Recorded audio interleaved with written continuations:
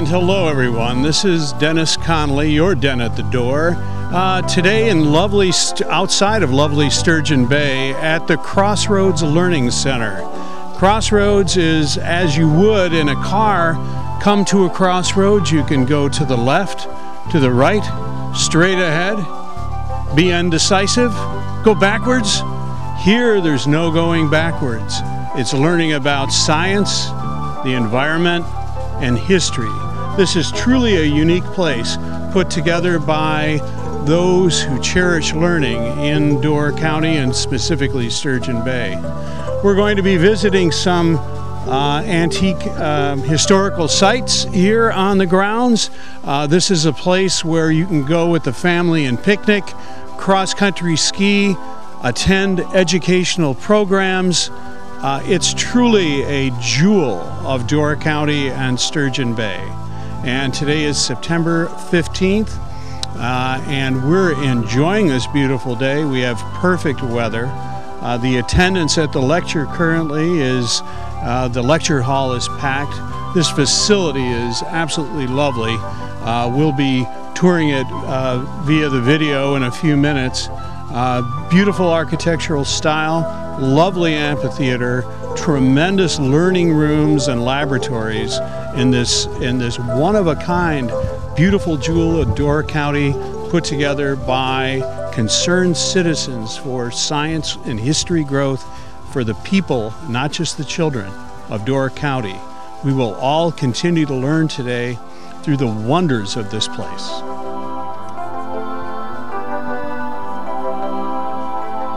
Dennis Connolly, your Den at the Door, here again with one of the aficionados at today's great program, Dee Paulson. Hi, Dee.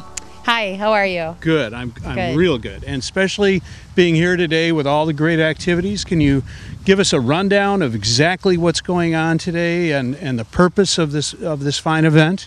Well, here at Crossroads, we're celebrating Family Science Day today, and it's Waterfest. We especially want to draw attention to the preciousness of water.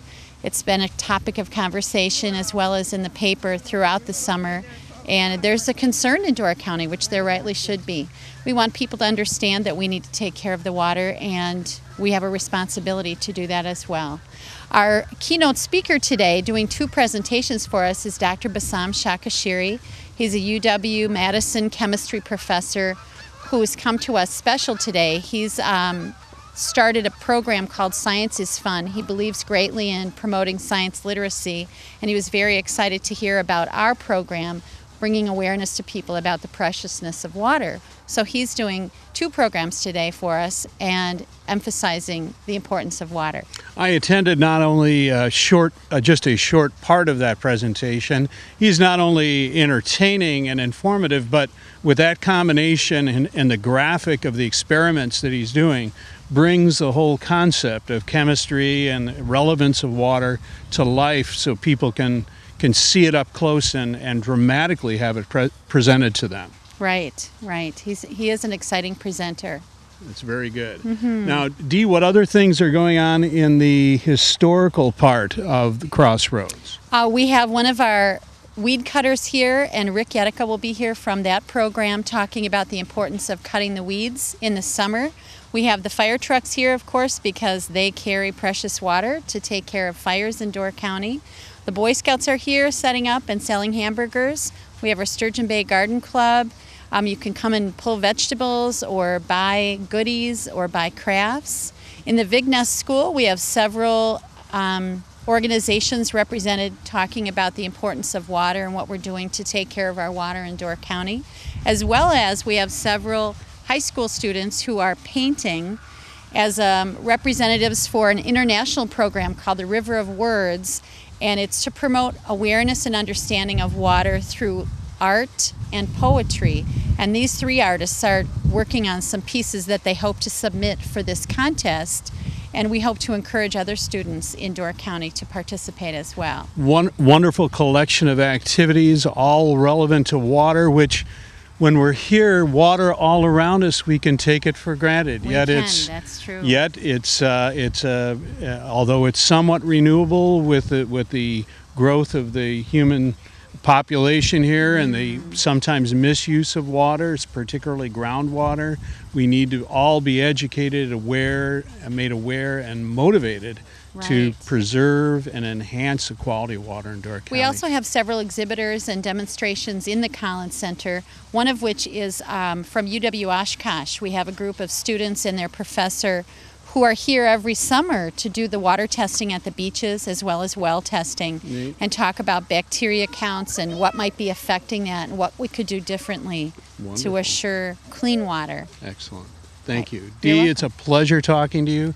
Good luck on this day. I'm sure luck has very little to do with it, with all the hard work that you and the other concerned people have put into this. Thanks for being here. My pleasure. Thank you.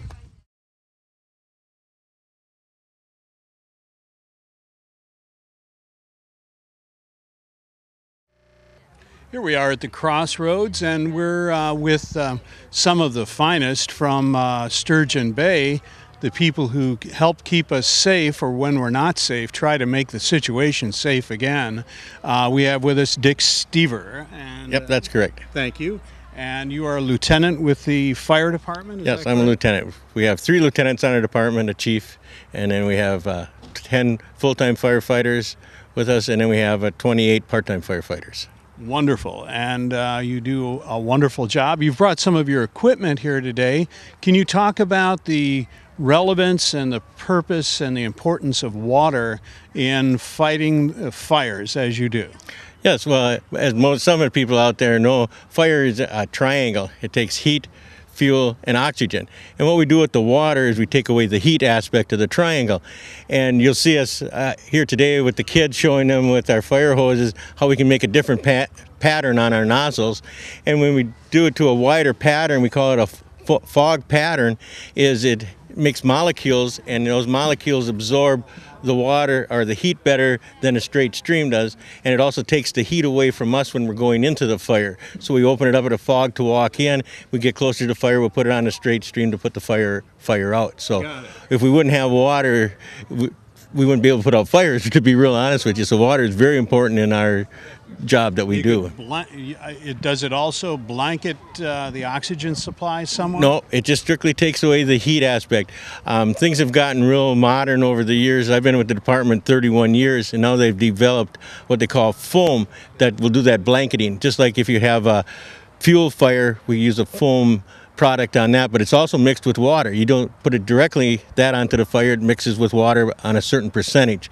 Like our A-foam that we'd use on a structure fire at the end for a mop-up, or like if you'd have a mattress fire in your home, it penetrates it and then covers it and keeps the oxygen away from it at that aspect of it. But it's only mixed at about a 3% to 1 foam to water. So water is used on, no matter what you do, if it's a fuel fire, it's mixed at about a 7% to 1 on a fuel fire. So, you know, water is not only essential in our own personal makeup, but of course, battling the destructive force of fire. And so you've discussed that. Why do you think fire trucks are red? It seems to mimic the color of the fire. Well, fire trucks, that goes way back into history. Fire trucks have always been red. It's more of it shows it as an emergency as red, because it's like when you go to a stop sign, red means stop. It also is an eye catcher. Some departments have tried the lime green color, but that hasn't caught on as well as the traditional red fire trucks.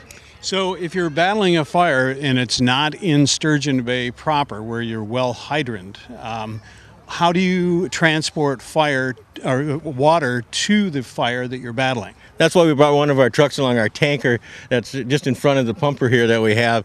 That carries 1,800 gallons of water. We have another tanker that carries 2,300 gallons of water. Each one of our pumpers we take out to a scene carries 1,000 gallons of water on it. And if we need water, then we can usually run back to the city, or we're also capable of drafting water out of a pond. If some people are familiar with around the hitching post area, there's a pond there we go to. Everybody talks about going into the lake to get water, but if anybody's familiar with the area right now, because of water levels, you're about 50 to 100 feet or more away from trying to get at a good water source to suck.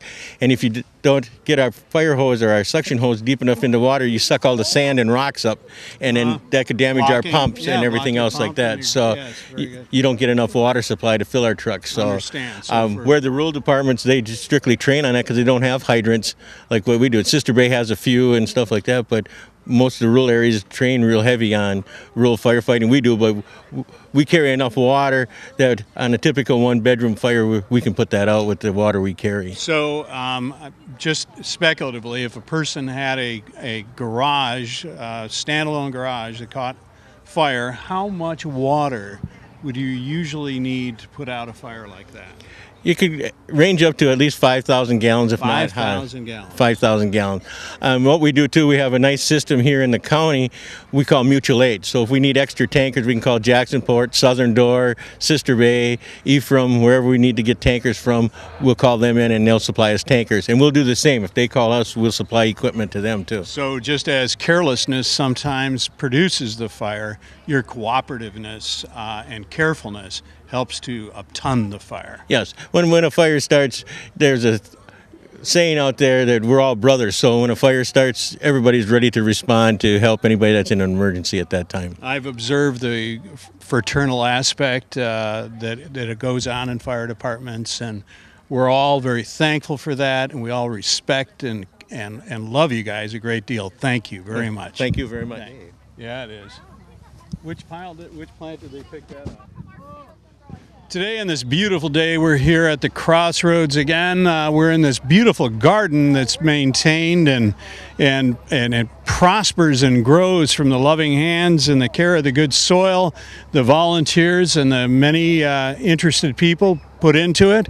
And it's sort of an antique garden, but we're not talking about antique things. We're here with George Evenson, one of the principal players in the Crossroads. And George, how are you today? Oh, I'm just fine. Speaking of antique things, I'm close to one. You know, as long as you keep well oiled, George, I think it's going to work out fine. Yeah, I think I'm well oiled. Yes, right. We're enjoying this day, and I would like to ask you just a little bit about the background of the Crossroads and what it's doing today. Okay, the background of the Crossroads was, if you were a native in this area 20 years ago, you saw a plum orchard here. And of course the plum orchard didn't succeed because the market for plums wasn't what it should have been. Well, then the Sturgeon Bay school system, a group of volunteers at the Sturgeon Bay school system called the Sturgeon Bay, anyway, they're connected with the Sturgeon Bay school system. They decided they were going to have a school forest.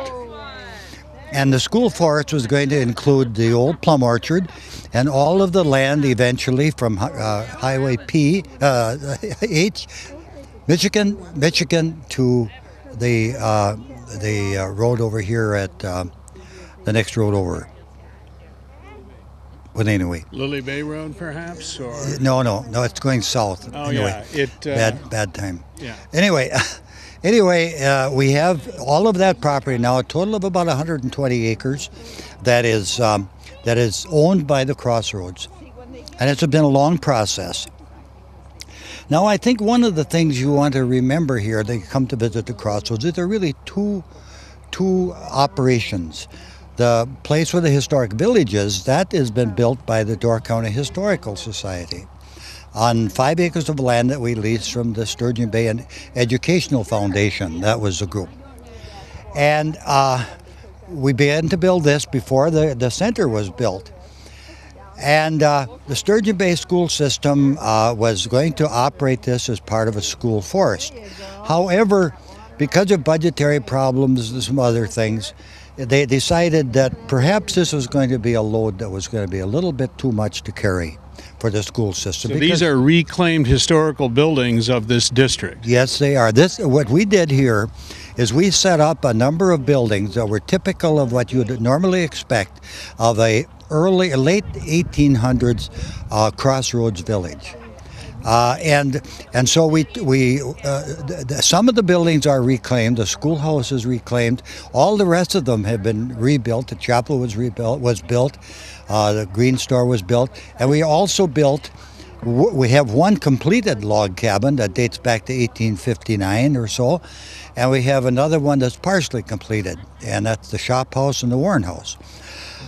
But the building that you see over here, the Crossroads building, our main learning center, was originally designed to be a part of the Sturgeon Bay school system. Well, when things began to fall apart as far as that relationship was concerned, there's a group of us were together. Some of us were on the Sturgeon Bay education system, some from the Historical Society, got together and said, look, we think we've got a pretty good project here. We think it's going to have a tremendous value to the community. As we have the clearing up north, we have the ridges, and we have these other places, but we have nothing like it down here. And we felt that because it's our major city in the area, that we could get the kind of support that we needed to make this go. And lo and behold, some rather interested people came forward and helped us purchase the land and helped us build the John and Helen Collins Learning Center. And of course, that was John and Helen Collins, local businessman, who put a lot of money into that building. Thank goodness for their interest. Oh, thank goodness. If it wouldn't be for the interest of the community, this place wouldn't be here. This is strictly, there was not one tax dollar went into this place. How marvelous. It was all done by volunteer workers, by people that were generous in making contributions to us. And it was just, it was almost a miracle when you consider 6 years ago, there really wasn't much here. And now we have a facility that can have a tremendous impact on the educational qualities in the community. We have a lot of school kids come here, a lot of adults coming here. We have an astronomical society that's here. They have a telescope that's up back away from the property here a ways. A gorgeous place. And the fine observatory. Fine observatory, one of the finest in the Middle West. And Ray Stonecipher, another one of our members, put a building up there that's now the Ray and Ruthie Stonecipher Learning Center, or Astronomy Center, and they're developing a first-class operation as far as learning in the astronomy and the science of those things. So this has been moving along almost so fast that it almost seems like a miracle. But I just can't help but thank the community. Thank our donors who have been so willing to come forward and support us financially. There's a lot of money stuck in this place, and it's all local community money. But I want to, in a lot of communities our size, you would never get this kind of outpouring.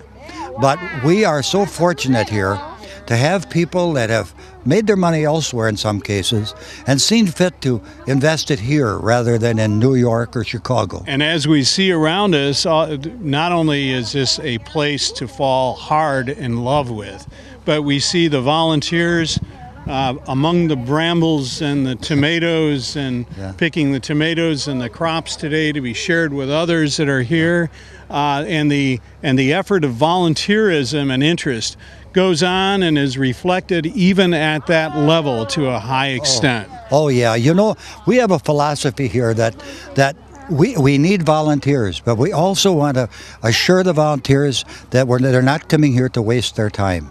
We know that their time is one of the most valuable products that they have to share with other people.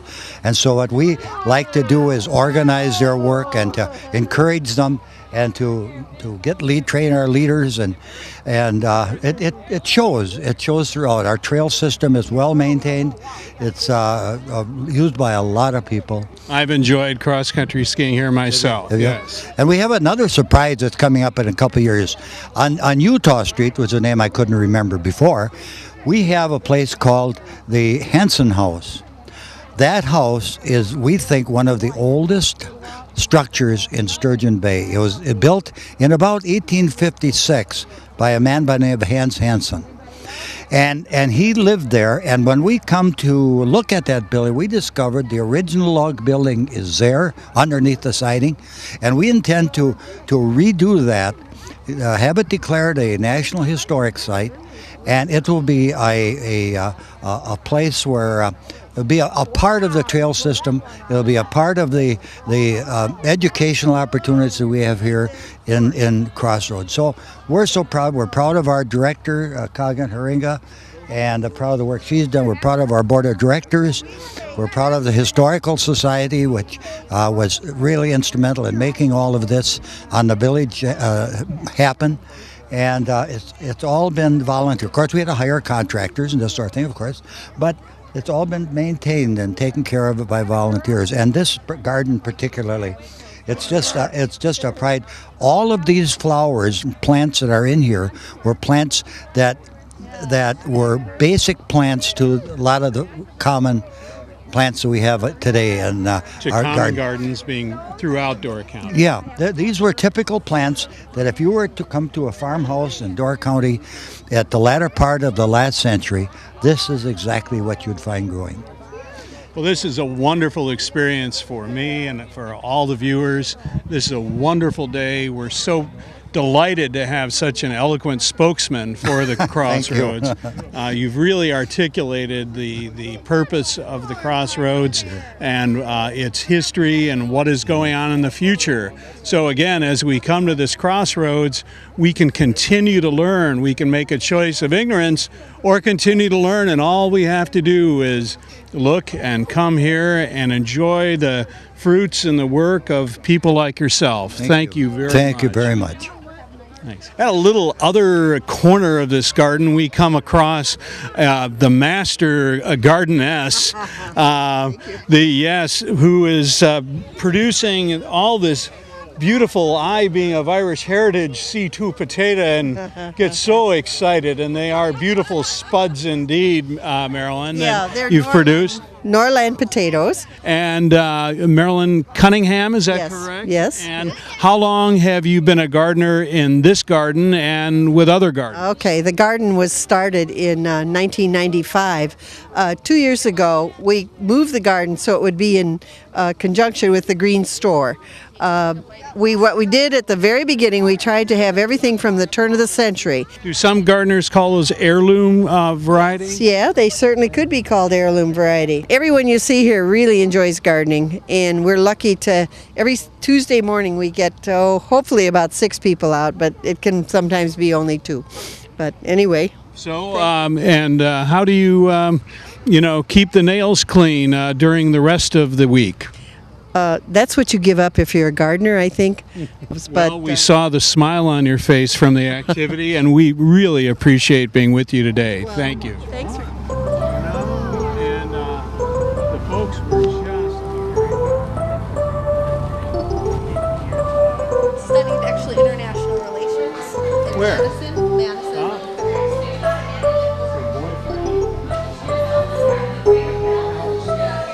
That all the people haven't already tried to say. How can you change these attitudinal biases? And does, I guess, is reasonably effective.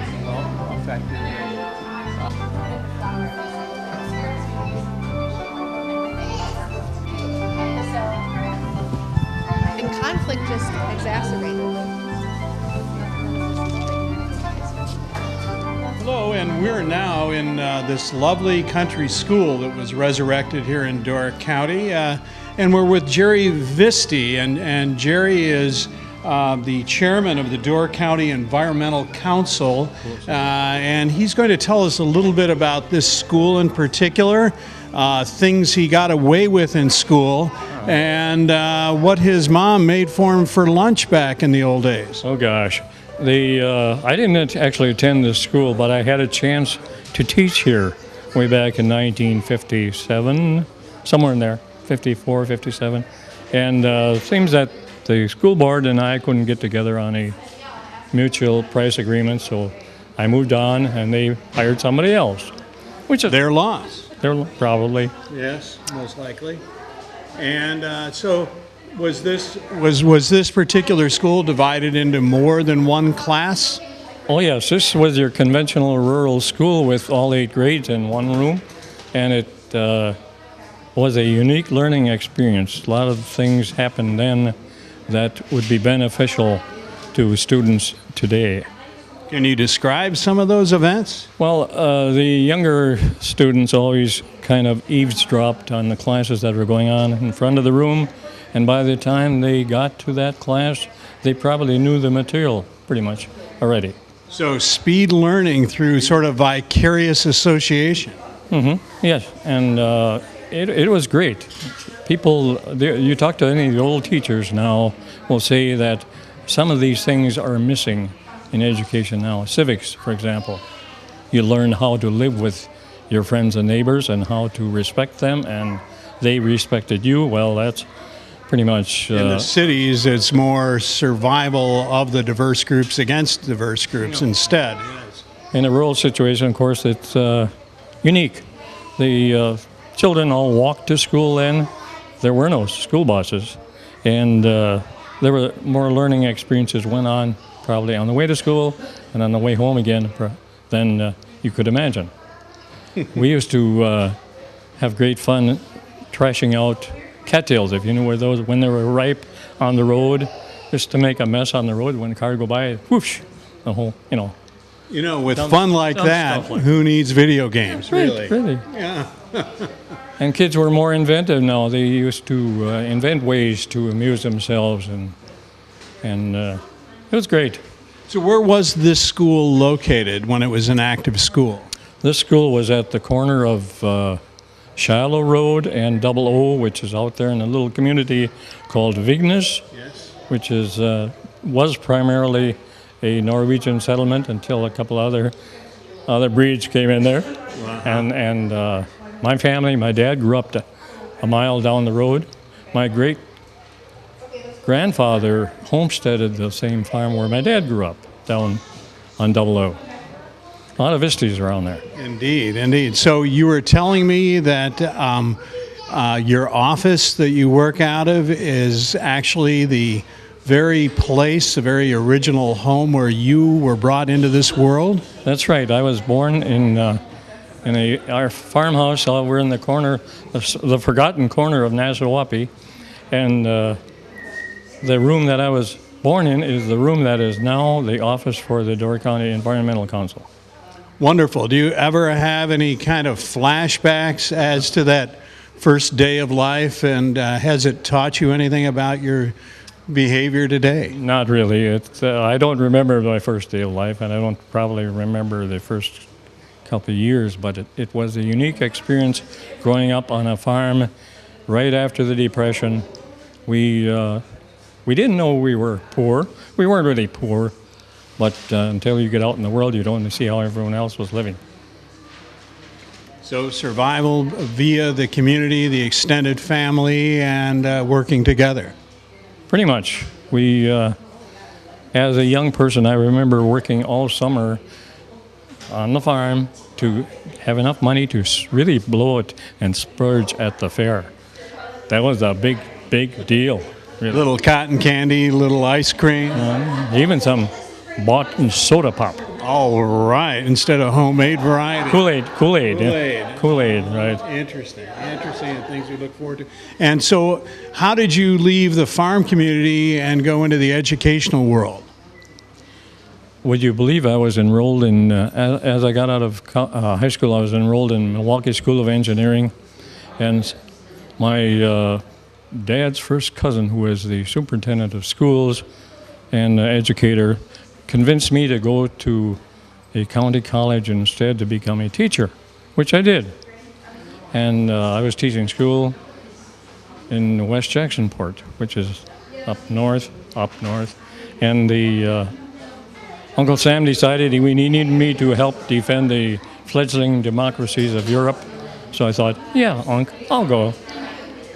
It was that or else. And I was in the Army then in Germany. I loved it. I kind of hated to come home because I had pretty good duty. My brother was on the farm and he was killed in a tractor accident.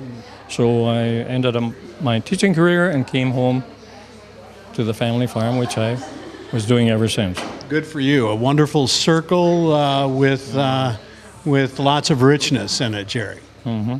And then in 1980, the Wisconsin Public Service Corporation thought they would like to have our farm for an ash disposal site for a power plant to be located down here on the canal property, and we then formed a little corporation, found out a way of stopping eminent domain, and I became involved with the council back in 1980.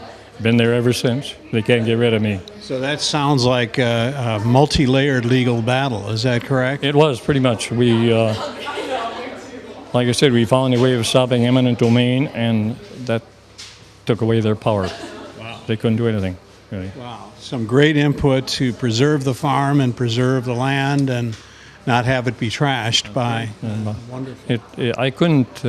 I gave up a career for that farm, and I couldn't really see it becoming an ash dump, really. Yeah. You know, and there's a lot more to the story than I can tell you here that the public doesn't know about, and that's probably a good thing. Yeah, I understand.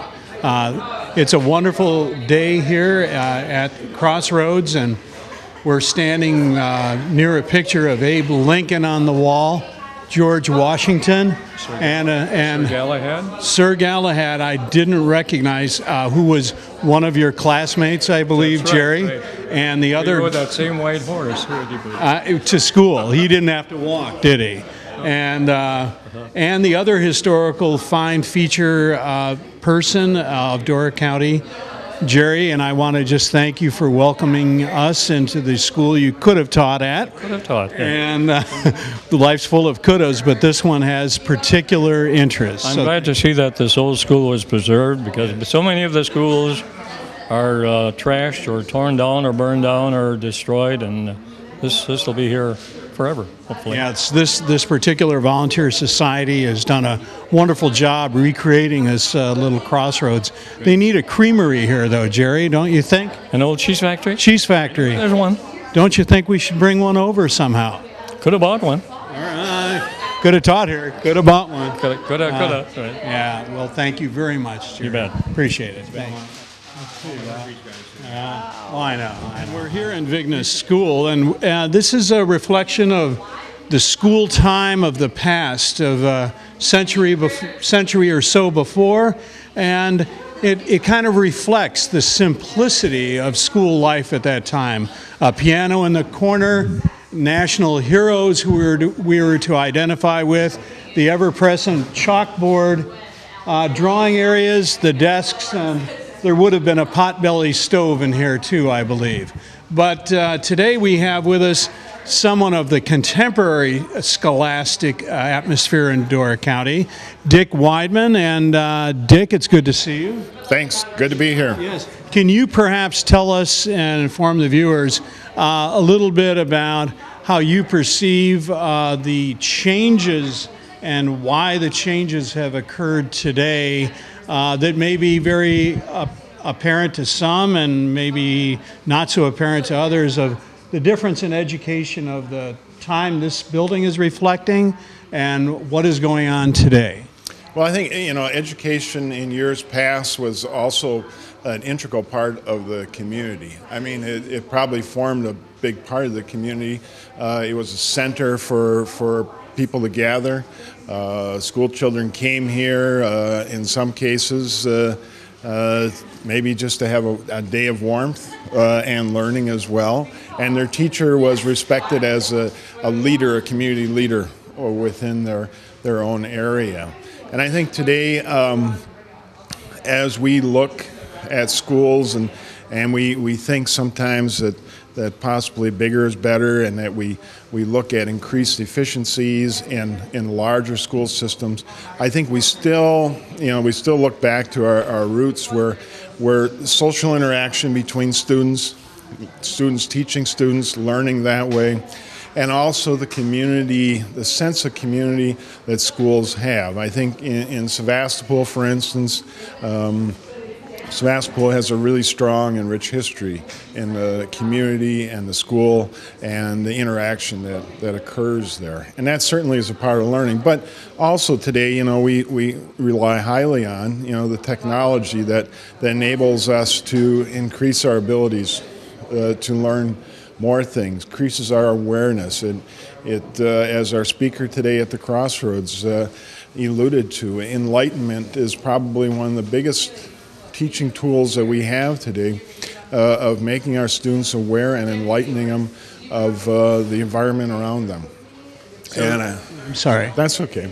And I think we have a lot of modern tools today that we can utilize to better teach students, of that awareness. So just as technology is being used to a greater level to help people learn, they're learning they need to learn about technology itself to survive in today's world. Yes, and I think they need to learn how to interact with other people within their community and also within the world. I think that's becoming, very, very evident, that we cannot isolate ourselves, and that we have to be able to interact with. Right, the learning process, sometimes can be a complicated one. It involves a lot of factors. It's not just pure academics. And that's what I see, in a smaller classroom setting. I see that in teachers today that are very devoted to their subject matter that they're teaching. The small class size certainly is a big factor today, and I really hope that we can maintain those small class sizes, which are so important. More personal attention. Right.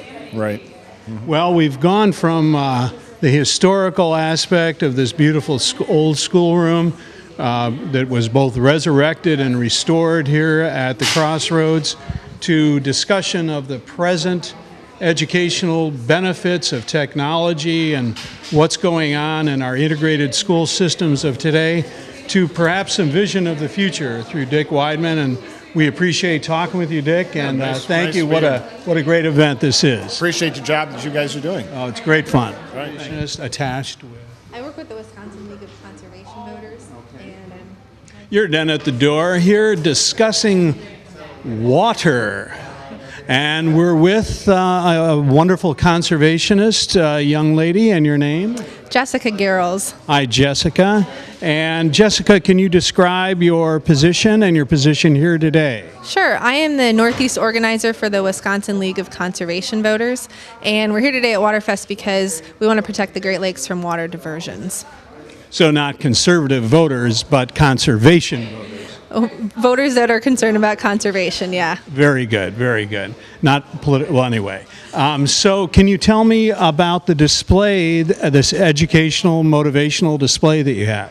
Sure. We've got some public comments here that we're asking people to fill out, asking their legislators to protect the Great Lakes from water diversions. Wisconsin is one of 8 Great Lakes states, and actually the only state without a piece of draft legislation that would keep Great Lakes waters in the Great Lakes. So the public comments are really to encourage legislators to get the lead out and let's get something going on this so that we do protect the Great Lakes and our economies here and our way of life here.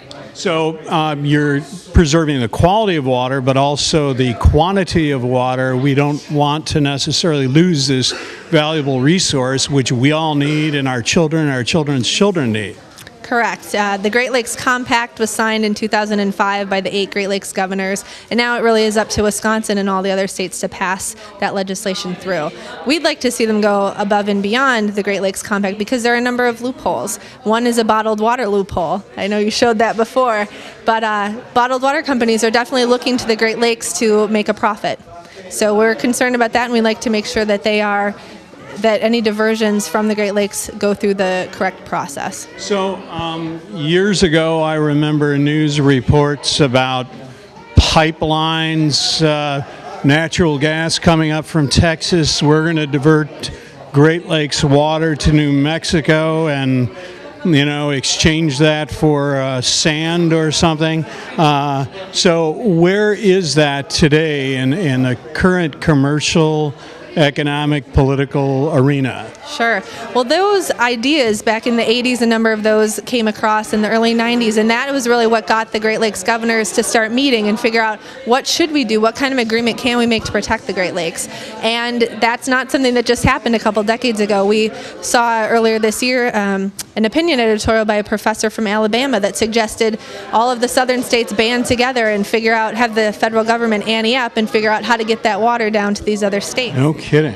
So these ideas are still out there, and that's why it's really critical that Wisconsin get on board with the Great Lakes Compact and do what we can to make sure that we're keeping the water in the Great Lakes. Now, Minnesota's license plate says land of, what, 10,000 lakes? That's what it says. What if they just sold off the water of one or two of those lakes?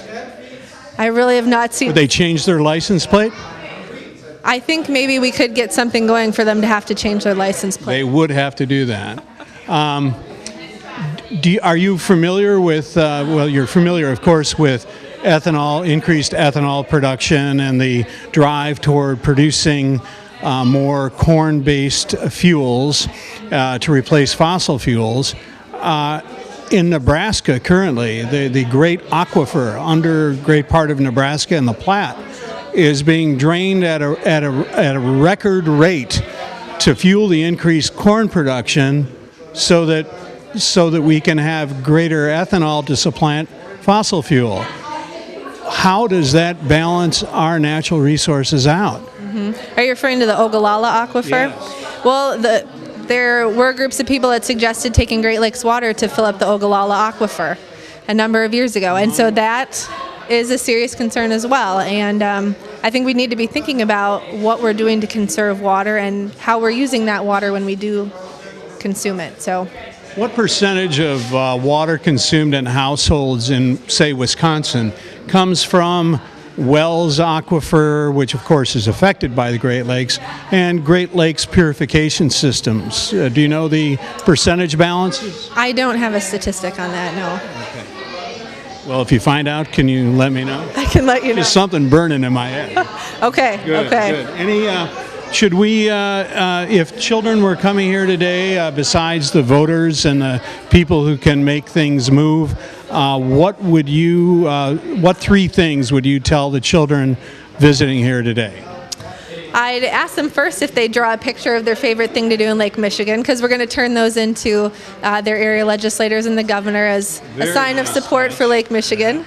I tell them to conserve water when they're at home, shut off the faucet when they're brushing their teeth, and always be thinking about why you like Lake Michigan and why you come up to Door County, because I think water is one of the biggest reasons people come here. And we're just this dot surrounded by a great deal of it. And we'd like to thank you, Jessica, very much. You're very enlightening, and we love speaking of this very fluid subject, water, that we all come to Door County to enjoy and enhance our lives. And let's preserve it and keep your spearheaded cause going. Amen. Thank you. Thank you.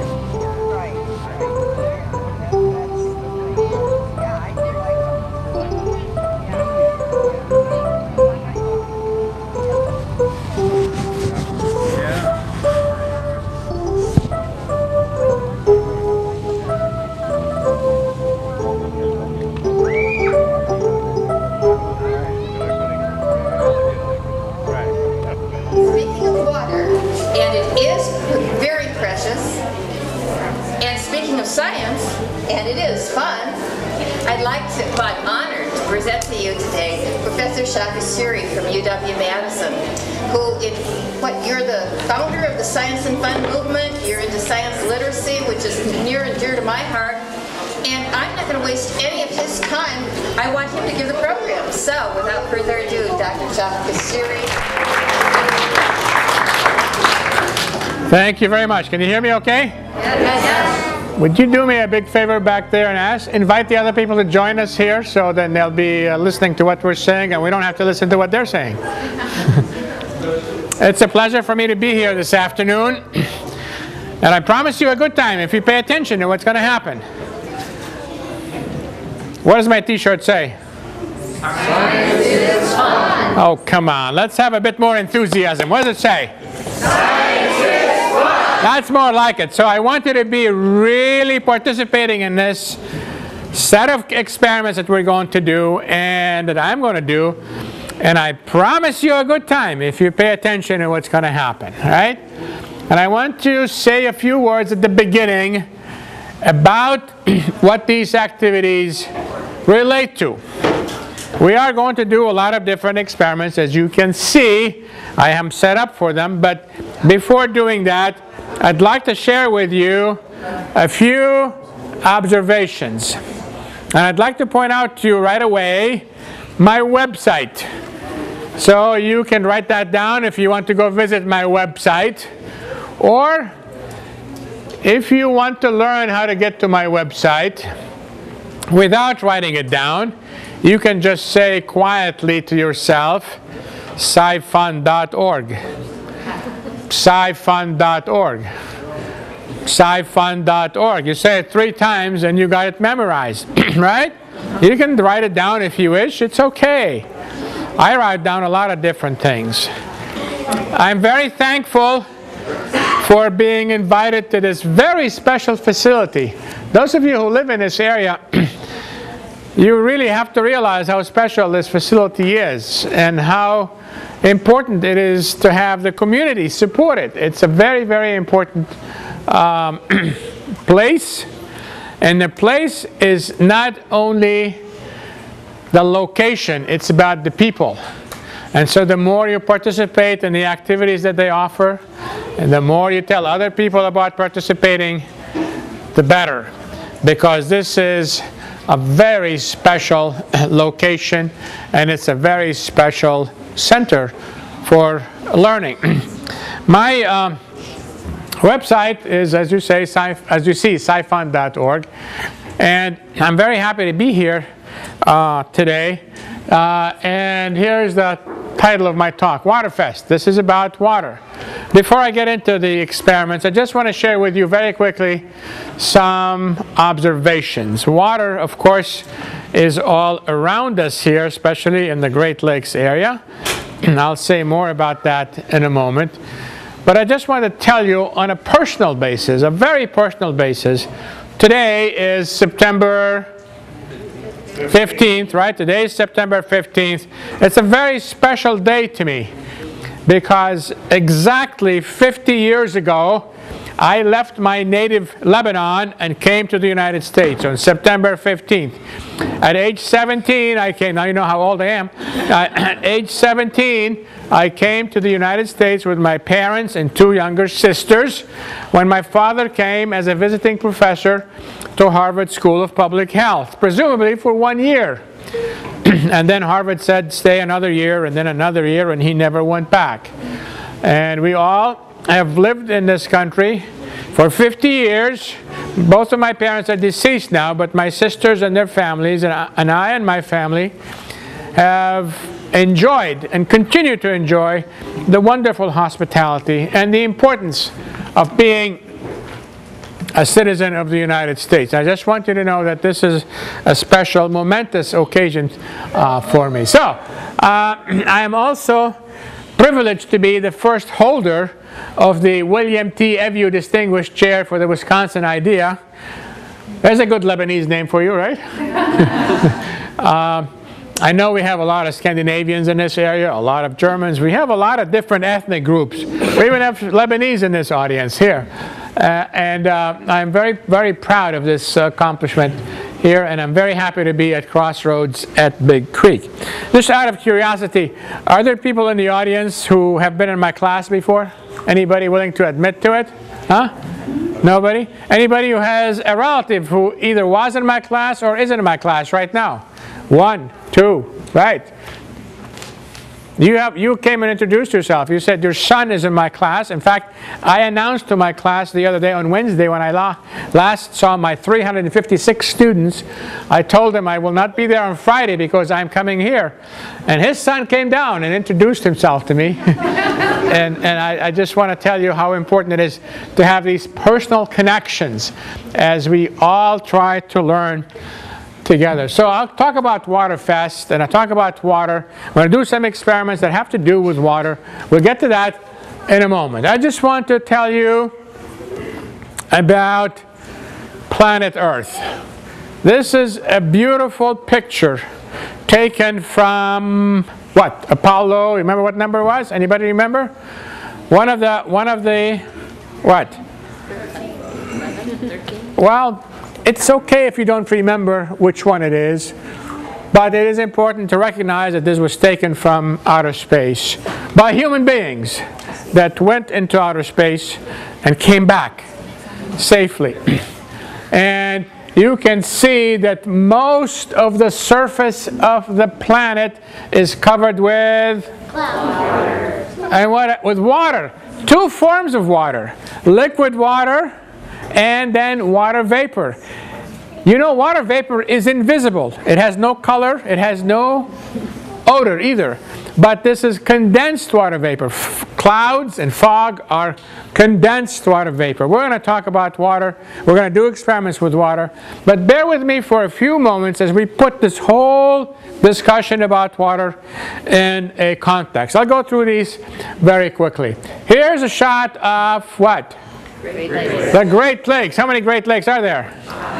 Well, Senator Leahy from Vermont a few years ago, you remember that, right? What did he do? He introduced a rider to one of the congressional bills designating Lake Champlain as a great lake. And, well, okay, that's how politicians do things sometimes.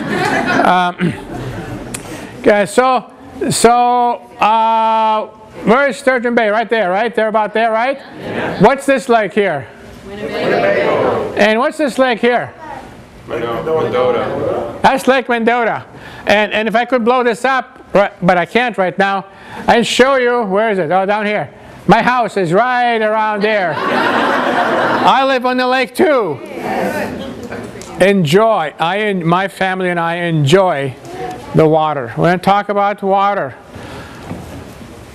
You know, over 70% of the surface of the earth is covered with liquid water. Liquid water.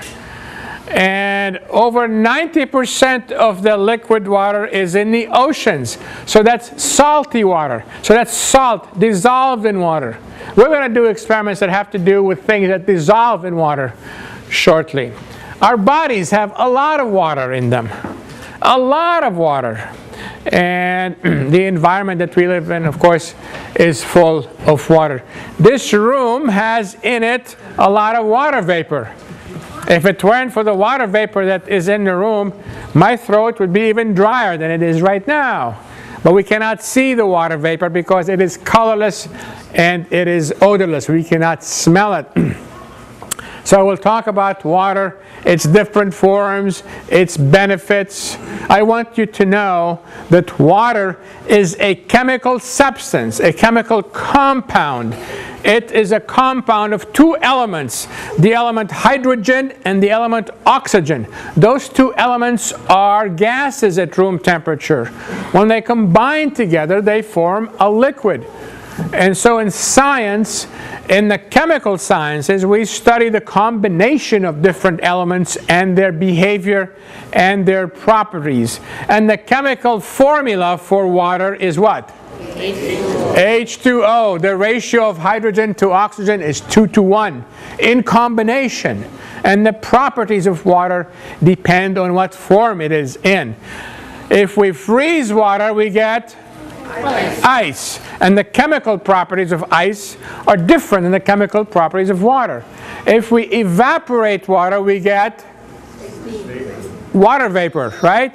And water vapor heated above 100 degrees Celsius, which is the boiling point of water, is steam. Steam is invisible. We cannot see steam. What we see, if there is steam, we see the hot water vapor hitting the cold air and it condenses. So we see condensed water vapor. So water is all around us and its properties are important.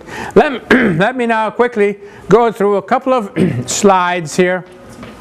And you be patient and bear with me. We'll get to the experiments. You came here to see experiments. We'll get to those.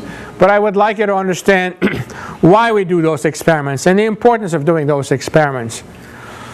I am now beginning my 38th year as a faculty member at UW-Madison. I'm very proud of that. And I'm very proud to be with you this afternoon, as I've already mentioned. So I belong to something called the Wisconsin Initiative for Science Literacy. And the goal of the science literacy program that I founded, it is a national initiative but it's also, I dare say, international, because we go all over the world. And the goal is to promote literacy in science, math, and technology among the general public. Very much the same thing as this center tries to do in your community here. A very important activity. And then we would like to attract future generations to careers in research, in teaching, and in public service. Very, very important that we do that. And here is a partial listing of the programs that we have in the Science Literacy Initiative. You can learn more about this by going to www. You got it. See, this is how easy to learn. Learning is easy and a lot of fun if you pay attention, but also if you make up your mind that you want to do it. There's nothing you cannot conquer if you make up your mind you really want to devote your energies and do. So we have the Science is Fun programs. I'm going to give you an example of that. We have the annual Christmas lectures called Once Upon a Christmas Cheery in the Lab of Shakhashiri. Has anyone here seen it on Wisconsin Public Television? Yes. Well, you look for it around Christmas time. It's telecast all over the state. It's telecast on PBS all over the country, depending on the choice of the local cable station and the local PBS station. Science on the radio. Anyone here who's heard me on Wisconsin Public Radio? 1, 2, 3 more hands, 5, 6 more hands are going up. You know what? Next Thursday, September 20th at 11 o'clock. Tune into Wisconsin Public Radio. I will be there. In fact, I plan to mention something about my visit to Sturgeon Bay and about my visit to this very beautiful facility and how you as a community support it and benefit from it at the same time. I've already mentioned the Science is Fun website. Science in the City, we'll have a whole bunch of different programs. Women in Science, Capital Science. We take science to the state capitol. We want our elected officials and their staff to learn about the significance of science and the importance of science in our daily lives. We take students, actually, that do these programs. We've got the Center for Chemical Demonstrations, Conversations in Science. You can read about this when you go to the website. Just click. There's a very brief description about each of these programs. And you can communicate with us by sending an email message to the sciencesfun.org address. We respond to all communications within 24 hours or so, except when students send us a message asking for help on their homework. We don't respond to those, okay? So that's their responsibility. All right, so let's move on and talk then a bit about there it is. I want to share with you a quotation from the scientist Freeman Dyson, who's a physicist. And you will pardon me for reading this to you. You know, you all can read. One of the most insulting things that a speaker can do to an audience is put up a slide like this and proceed to read it. I don't mean to insult you. I just want you to hear the special emphases that I have in sharing these ideas with you. So bear with me, please, as I quote Freeman Dyson, who wrote a book in 1992 and said, "Science is a hexagonal mountain with 6 faces. The 3 beautiful faces of science are science as a subversion of authority, that is, subversion of scientific authority." That's how we make progress in science, by questioning what has come from the people before us. Because in science we're always skeptical and we make inquiries. We ask questions. We don't always get answers to the questions. In fact, one of the most difficult things in science is to learn how to formulate the question so you can try to get an answer to it. He says science is an art form and science is an international club. Science is presented to our young people as a rigid and authoritarian discipline tied by mercenary and utilitarian ends and tainted by its association with weapons of mass murder. Well, he's a physicist, so he can talk about the weapons of mass murder, but biologists and chemists can also talk about the same thing. So science altogether is a very, very powerful tool and a very important human endeavor, but it has consequences, as I'll share with you very quickly. He says the way to attract young people into science is to show them all 6 faces and give them freedom. You see this word here, freedom. That's the most important word I can share with you today. That's what I really would like you to remember. Freedom. Freedom to explore the beautiful and the ugly as they please. Freedom. Very, very important word. I'll say a few more words about it, and then we'll get on with the experiment. So, I'd like to ask you a question now, and the question is, what is the one thing that you can think of that differentiates our society now from society, say, 50 years ago or so, when I came to this country, or 100 years ago, or society 500 years ago, or 1,000 years ago? What's the one thing you can think of? Yes? Technology. Technology. This is not a rhetorical question. I'd like some answers. Media. What else?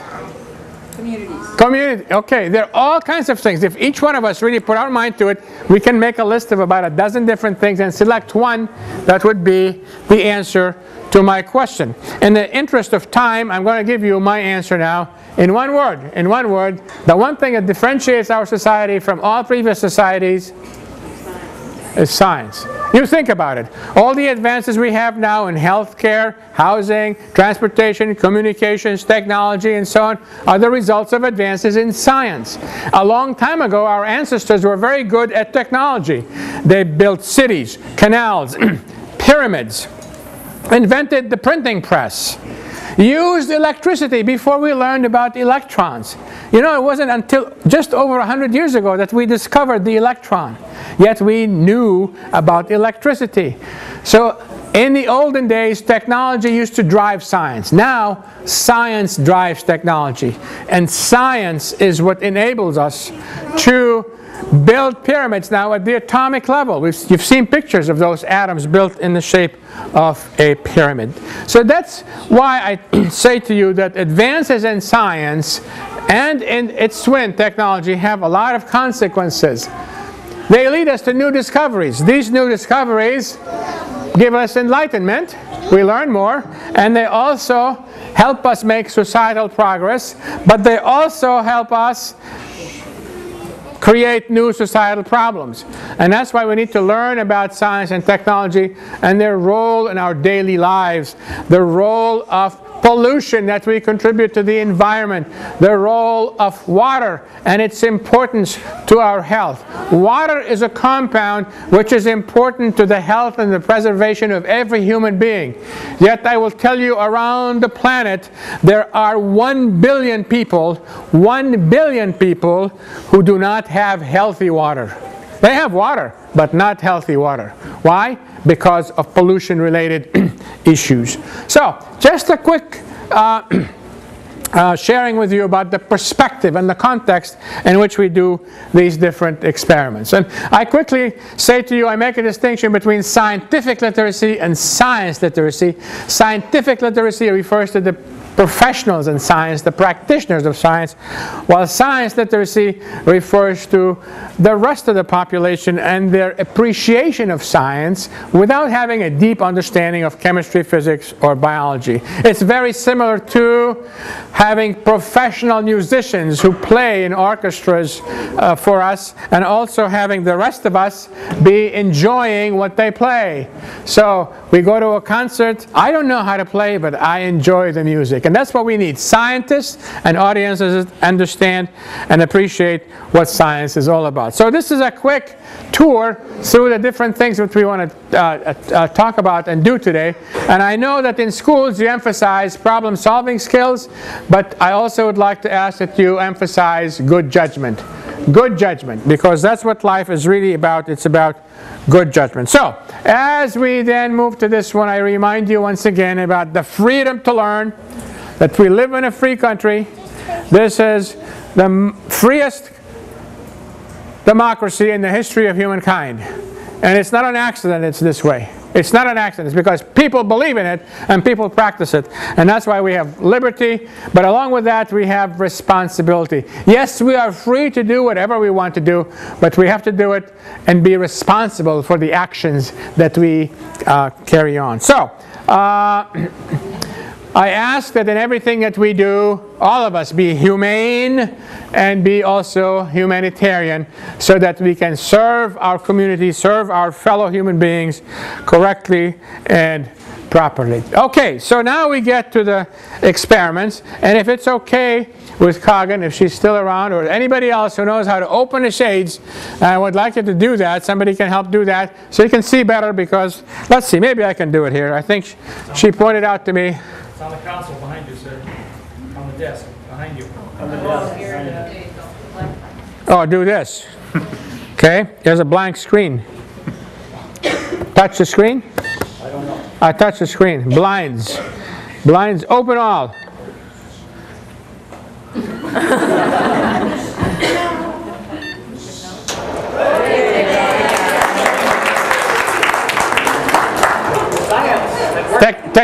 Technology. Right? Okay. Can you see better now? Yeah. All right, so can I. I can see you better too. So, we're going to do experiments. In doing experiments, we always obey the safety rules. And one of the safety rules says, I must wear eye protection. So I put my goggles on. You see that, right? I do this because it's the state law. I'm a law-abiding citizen.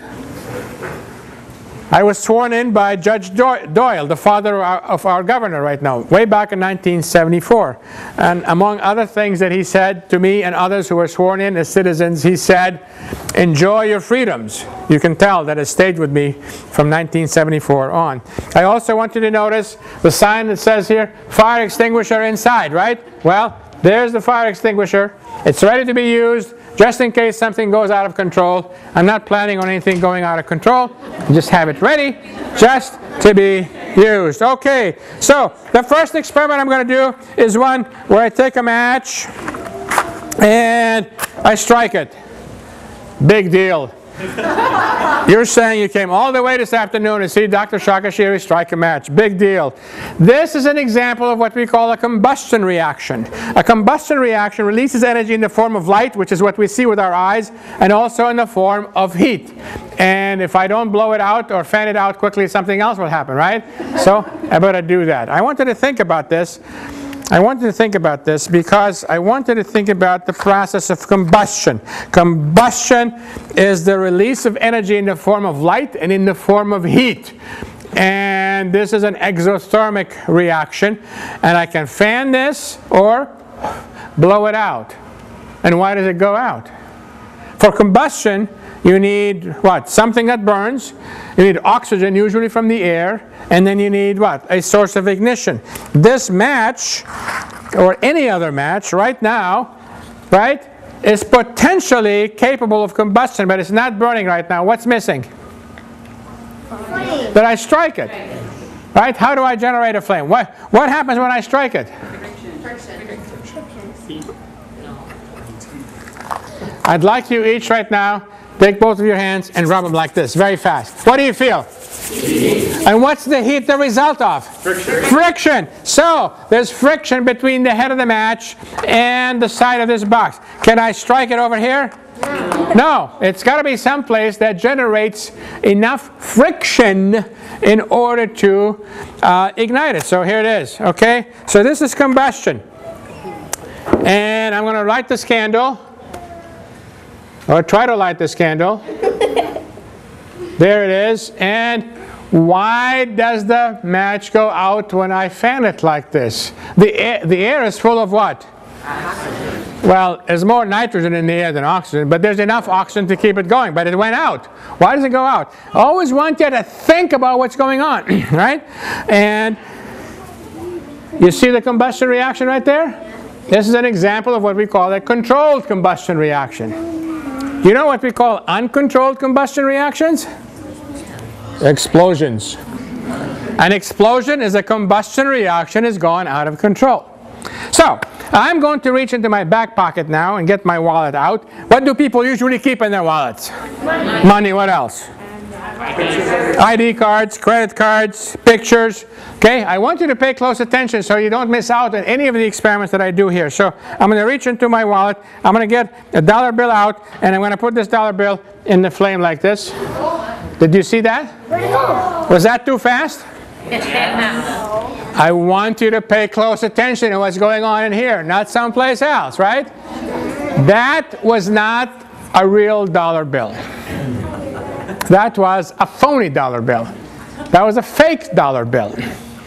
It's made of what is called flash paper.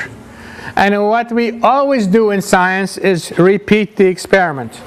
So I'm going to take what looks like a dollar bill, and now everybody's paying close attention. I bring this to the candle flame, and it didn't even have to touch the flame. You saw that, right? It caught on fire. Flash paper is paper has been treated with chemicals, so when it burns, it doesn't leave any ash behind. Okay? To do the next experiment, I'd like a volunteer from the audience. Well, before you raise your hand, let me tell you what I would like help with, all right? What is it you're going to volunteer for? I'd like somebody from the audience to let me borrow a real $1 bill.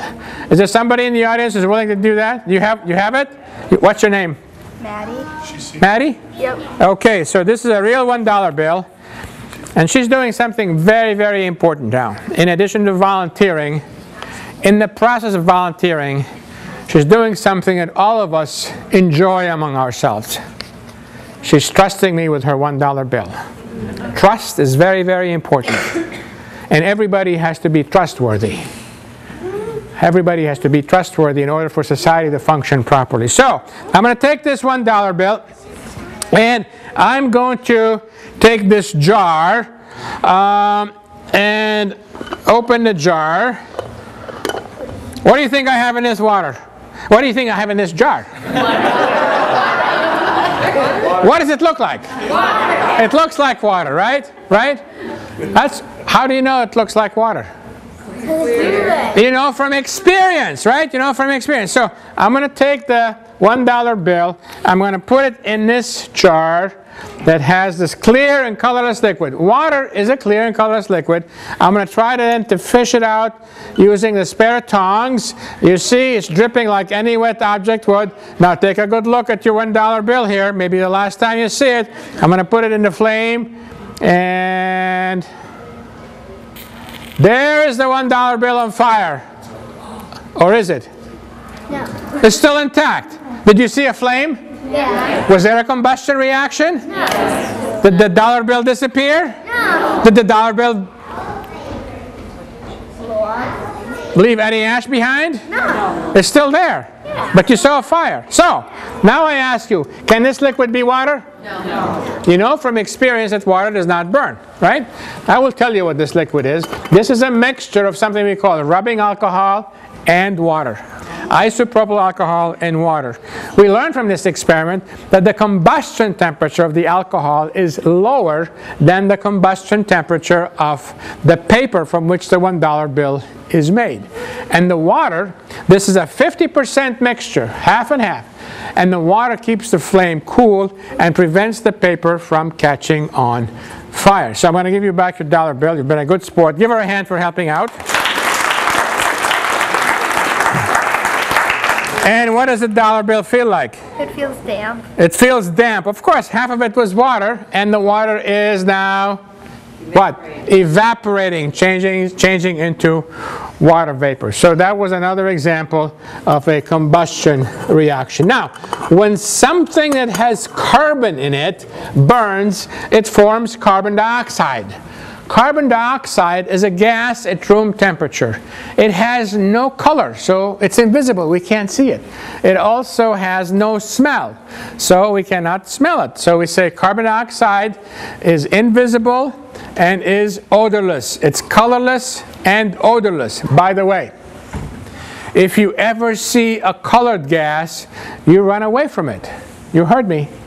If you ever see a colored gas, you run away from it because all colored gases are poisonous. All colored gases are poisonous. The converse is not true.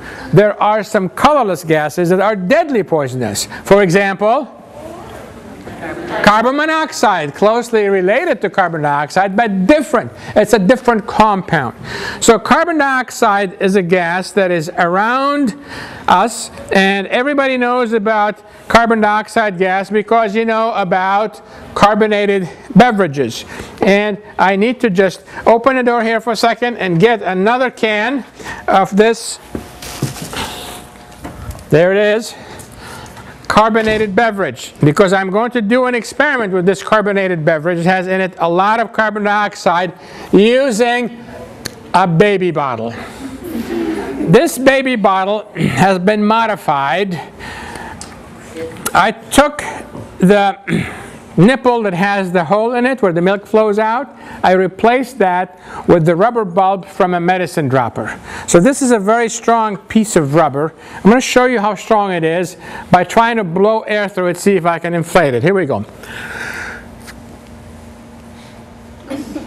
It's very, very strong. Cannot do it. All right, so what I'm going to do is ask you to listen very carefully to this very familiar sound. Here we go. You ready? Did you hear that? That's the release of some of the pressurized carbon dioxide gas that has been compressed to dissolve in the liquid. I'm going to take the baby bottle and pour the liquid into it. What do you see? What kind of bubbles are those? Carbon dioxide bubbles. Where are they coming from? They're coming from the liquid where they have been dissolved under a great deal of pressure. There's a lot of carbonation in there, and you see those bubbles coming up. All carbonated beverages have carbon dioxide in them. And I'm going to put the screw cap on and tighten it. What should I do next? Shake it. You've done this experiment before then, huh? So I'm going to take this and shake it, as you say. And now you see how much carbon dioxide gas is dissolved in a carbonated beverage. It is able to inflate this piece of rubber that neither I nor any other human being can ever inflate with the powers of our lungs. And we're not just powerful enough to do that. Now, of course, you know that carbonated beverages have a lot of carbon dioxide in them, because after you take a sip or two, what do? You burp. If you burp, when you burp, do it politely and gently, all right? The burping is because the carbon dioxide gas is coming out of the liquid. So I'm going to try to open this slowly. If I open it fast, what will happen? We'll make a mess, right? Try not to make a mess. So there it is. And what happens when the drink goes flat? All the bubbles are gone. So why do you suppose we like carbonated beverages? Oh, some of them have sweeteners in them. Others have artificial sweeteners, right? Others have a little bit of alcohol in them, right? The reason we like carbonated beverages is that when we put some of the drink in our mouth, the tiny gas bubbles come out of the liquid and they tingle us under the tongue and give us a pleasant sensation. That's why we like carbonated beverages. So, carbon dioxide is a gas at room temperature, and it is invisible. It also exists in a different form. This form is called dry ice.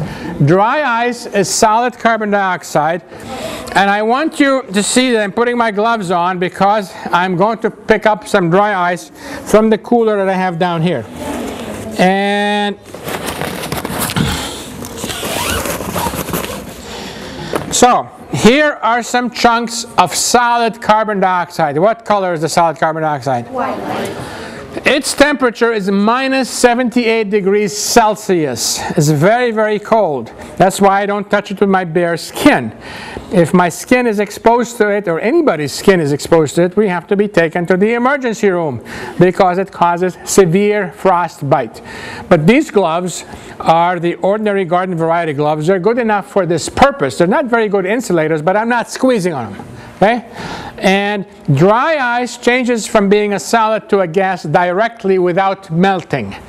When a solid changes directly to a gas without melting, we call that process sublimation. Can you say sublimation? Sublimation is happening right now, but we can't see it. How come we can't see it? because carbon dioxide gas is invisible, right? So now I'd like you to focus your attention. I'm going to put those right down here. I would like you to focus your attention on what I have in between my two hands here. What shape of vessels do you see in front of me here? Cylinders. And how many of them are there? You just count them, right? I want you to make observations. I want you to do the same thing I ask my students at UW-Madison to do. In order to sharpen your powers of observations and your skill of reporting the observations, I say that to your son and everybody else who's in my class. I say, pretend to be the play-by-play radio announcer, describing to someone who's not with us what's actually going on. Not the TV announcer. That person has got it made because the picture almost tells everything, right? So, play-by-play radio announcer. So how many cylinders are there? 6. And what do you suppose we have in those cylinders? Colored water. What do they look like? Water.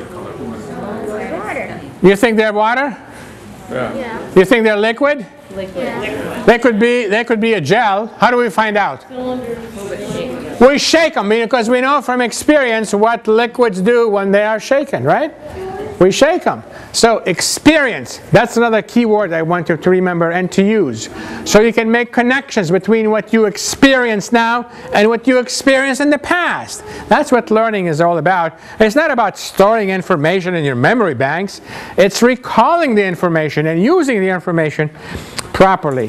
So we have colored liquids in there, and I'm going to take,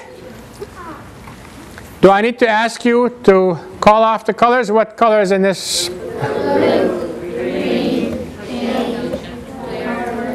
Clear? Clear is not a color. White. This is a clear and colored liquid. This is a clear and colored liquid. This is a clear and colored liquid. This is a clear and colorless liquid, right? It's colorless. From here on, nobody is going to confuse the words clear and colorless. They don't mean the same thing. A lot of other people out there think they mean the same thing. They don't, right? This is clear and all right, so I'm going to take the dry ice. I'm going to put the dry ice in the cylinder. So here's one. Here's another one. I need more. So better reach more here, get more. Anything happening? Do you see anything happening? Yeah. What's happening? Is the dry ice sinking or floating? Floating. Where? Floating where? Halfway in the cylinders? At the very top. Suppose I push the dry ice down like this. What do you see now? Bubbling. Bubbles? What kind of bubbles are those? They're carbon dioxide bubbles coming from the sublimation, right? How come there's a chunk of carbon dioxide right there? How come we don't see that sublimation process? Because gas is mixing with gas. Here gas is mixing with liquid, right? Okay, so I push this one down.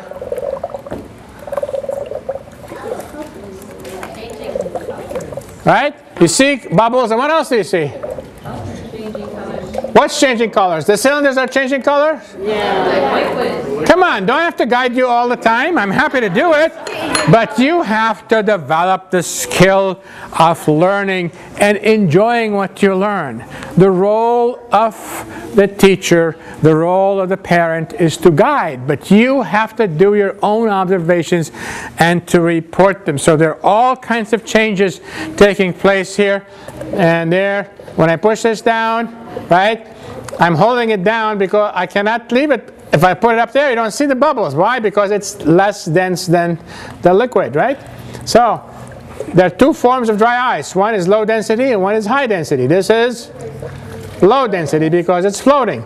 Color changes are taking place, right? And you see condensation on the top, this white cloud. This is condensed water vapor. The condensation is happening on the dry ice, on the carbon dioxide coming from the sublimation of the dry ice. And there you see. You notice that the fog that's forming is flowing downward, telling us, if we didn't know it, that carbon dioxide gas is denser than air. And if we didn't know it, this is a beautiful way to be reminded of it. You have a question? Will dry ice still burn us if it is submerged underwater? If you touch it with the skin, yes, because a frostbite. That's what the burn is, so-called burn, yeah. But won't the water cool it down, considering it's... No, the water is warmer than the dry ice. The water is around room temperature, about 20-25 degrees Celsius. Dry ice is at minus 78 degrees Celsius, okay? And dry ice sublimes. By the way, ordinary ice also sublimes. You know this from experience. In the wintertime, when the temperature is below freezing, after a big snowfall, you notice that the level of the snowbank goes down even though the temperature is below freezing. That's because ordinary ice also undergoes a process called sublimation. And if anybody knows about a frost-free refrigerator, that's how it works. That's how it works.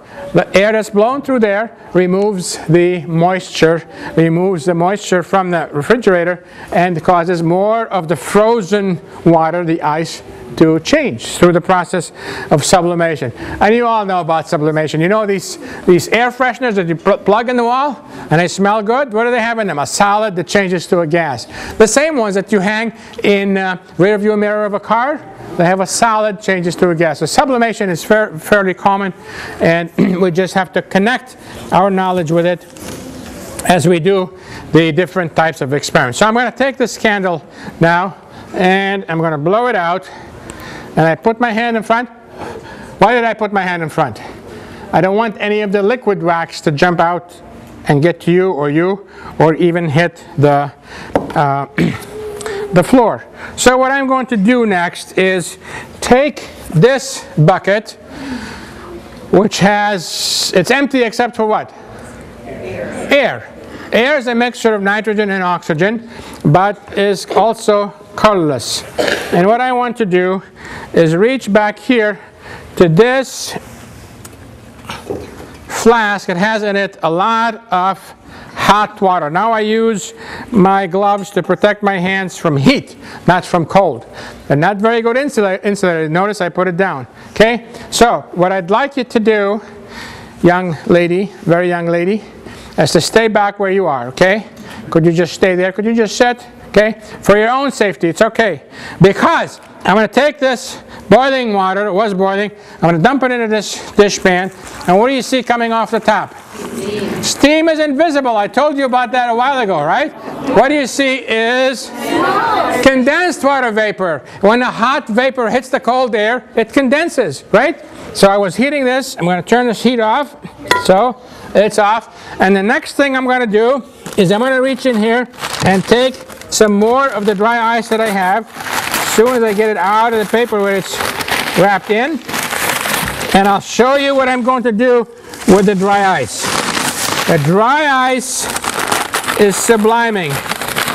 It's changing from being a solid to a gas directly. I have 2 large chunks of dry ice, right? 2 large chunks of dry ice, and you stay sitting where you are, okay? All of you, please, okay? So what I'm going to do, I'm going to break this up like this and put it in here.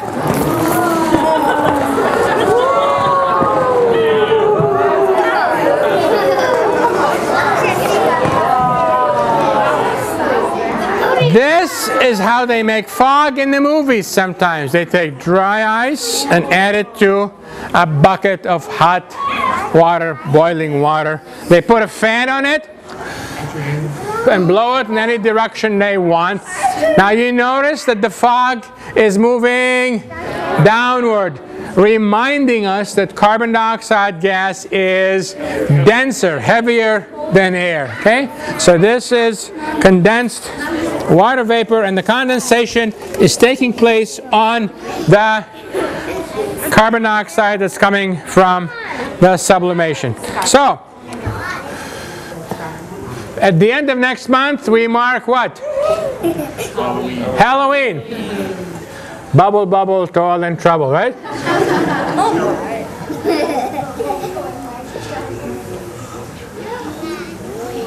All right. So condensed water vapor, the condensation is happening on the dry ice. And did I shut that door over there? Yeah. But I know how to open it. We get this out of the way and put it right here. Okay, so that continues to go. Did you like that? Yeah, that's pretty. I like that too. Okay, Now, here's another experiment we're going to do. This one we're going to do using those 2 plastic bottles. What size are they? 2 liter, right? And they're empty except for? Air. Can't see the air. I'm going to take, you're going to stay back there, right? You promised me, everybody, right? For safety reasons. Please, it's all very exciting, I know it is, but I want you to be sitting back because I don't want any chemicals to spill on you. So, what I'm going to do is take out of this smaller plastic bottle, which is not a clear bottle, right? You're making your own observations. I don't have to make them for you all the time, right? I try to guide you, but I want you to know something. Neuroscientists say to us that the brain receives about 11 million pieces of information every second. And we cannot process that information very fast. We can process about 40 of them. So there's a lot of information that's coming to our brain, your brain, my brain, all the time. So you have to learn how to sort them out. So I'm going to take a little bit of the clear and colorless liquid into the 2 liter bottle and put it down at the bottom. Clear and colorless liquid. I will tell you right now, this clear and colorless liquid is not water. Its name is hydrogen peroxide. You all know about hydrogen peroxide because you can get some in the drugstore, right? And what do you use it for if you get it in the drugstore? As an antiseptic. If you cut yourself, you put it on your wound, and what do you see when you put it on your skin? Bubbles. What kind of bubbles are those? Are they carbon dioxide bubbles? No. Hydrogen peroxide breaks down into water and oxygen gas. And that breakup is very, very slow. It's not happening right now. It can be made faster, it can be made to go faster if you add something called a catalyst. And the skin has in it, and the blood has in it, a lot of substances that speed up the breakup of the hydrogen peroxide. I'm going to do the same thing now using a different catalyst, which you can see I have in this small glass bottle. And what color is this catalyst? Black. And so I'd like you to watch carefully as I take a small amount of this powder right here. You're all watching this very carefully. Here we go.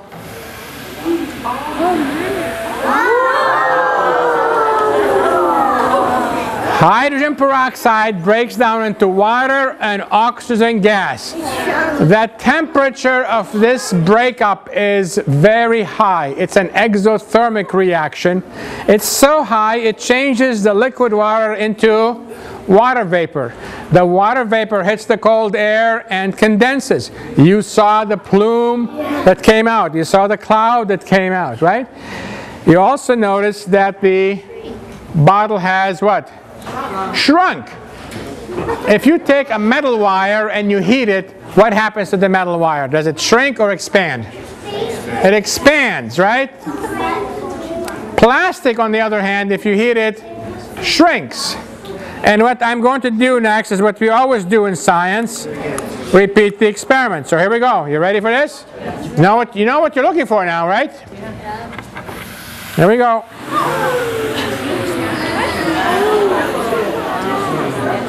We didn't set off the smoke alarm here, did we? It's not smoke anyway. It is what? It's condensed water vapor. I'm going to tell you a little story.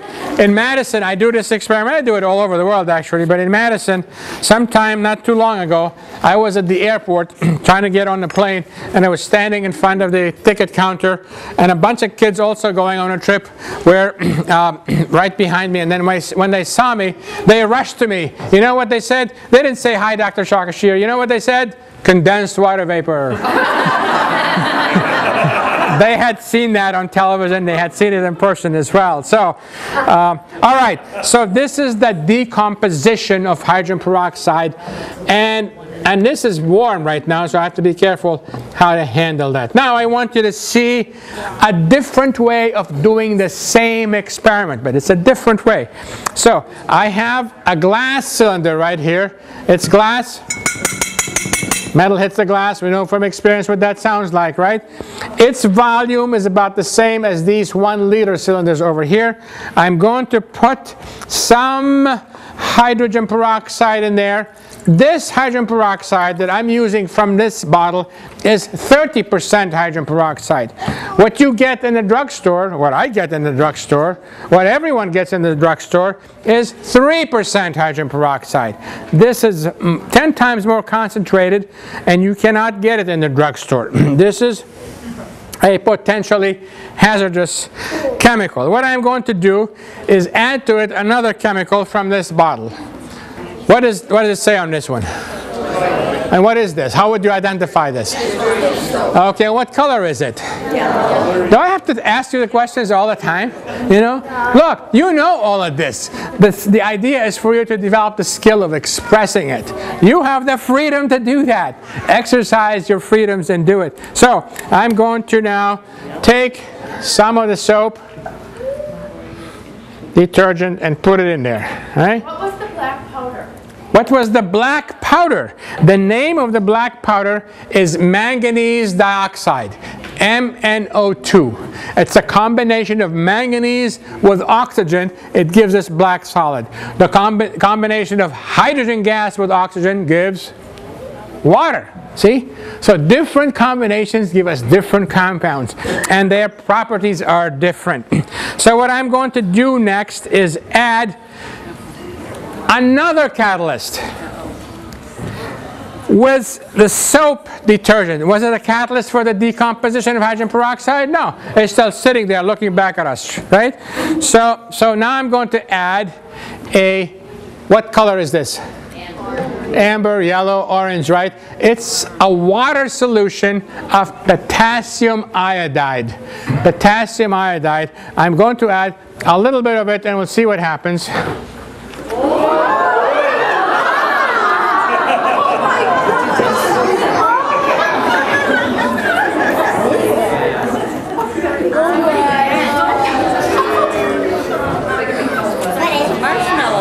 Do you like that? Yes. So that's the decomposition of hydrogen peroxide in the presence of soap. And when the oxygen gas is released from the breakup, it expands the bubbles of soap, and you see what happened there, okay? So it's the very same reaction as we saw before, but the catalyst was different. The catalyst was different. So, again, we need to be careful about that. I don't want anybody to touch this. We all love to touch things, but please don't touch it because, among other things, it is warm. It may be hot. So you be careful about that. All right. So, hydrogen peroxide is H2O2. Water is H2O. They only differ by 1 oxygen, yet they behave so differently. This beaker that I have here has in it the clear and colorless liquid, and you see that there are some bubbles on the side. You see that? You see that? Right? What do you suppose those bubbles are? They're air bubbles. They're air bubbles. You know from experience, if you open the tap and fill a glass with water and let it sit for a while, you see bubbles. Where are these bubbles coming from? From the dissolved air in the water.